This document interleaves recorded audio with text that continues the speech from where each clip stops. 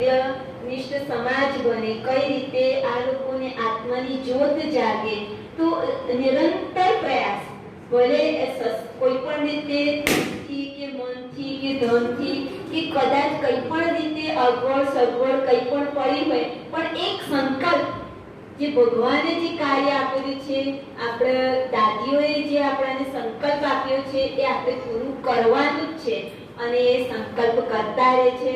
મેં આ વખતે જ કીધું, સબઝોનમાં સૌથી વધારે આપણે છોટાઉદેપુરમાં સૌથી વધારે પ્રોગ્રામો થતા રહેતા હોય છે, તો એ વાતની આપણે સૌ એમને ખૂબ ખૂબ બધાઈ આપીએ.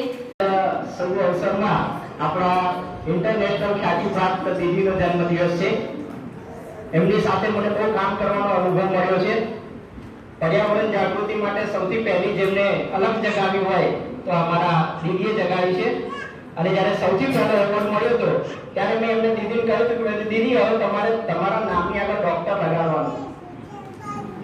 એક ડિગ્રીના ડોક્ટર હોય તો અનેક ડિગ્રીના ડોક્ટર આપણને મળ્યા છે. આપણે અહીં સેન્ટરનો ખૂબ લાભ લઈએ અને સાથે સાથે એમના માર્ગદર્શનનો લાભ લઈએ અને શિવ બાબાને પ્રાર્થના કરું છું કે એમનું જે શેષ આયુષ્ય છે એ ખૂબ જ. આ તમામ માર્ગદર્શન અમે તો જ્યારથી પણ દીદી આવ્યા તે પહેલાના અમે આ સેવા સાથે જોડાયેલા છે. જે તે સમયે મનુદાદા જ્યારે આ હોલનું ઉદ્ઘાટન કામ ચાલતું હતું તે વખતે પણ એમની સાથે હતા.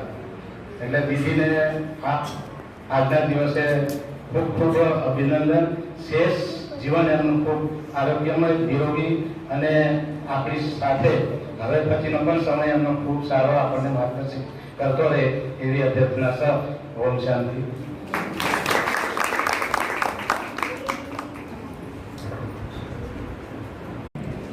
आदरणीय दीदी को जन्मदिन की ढेर सारी शुभकामनाएं. आप सभी स्वस्थ रहे एवं दीर्घायु रहे, ये आपको बहुत सारी शुभकामनाएं.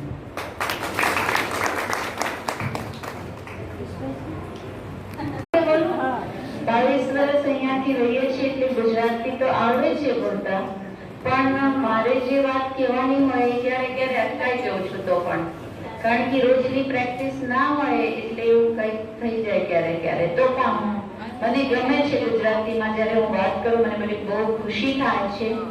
અને આજનો જે દિવસ છે એ એમ તો મારા મનમાં એવું નહોતું કે મારે મારા માટે કશું કરવું છે. આ બધું જે છે એ एक तो अपना देखो भाई जी बाजू में, इनको समझ नहीं आ रहा होगा, हाँ, तो इनको भी समझ में आ जाए इसलिए मैं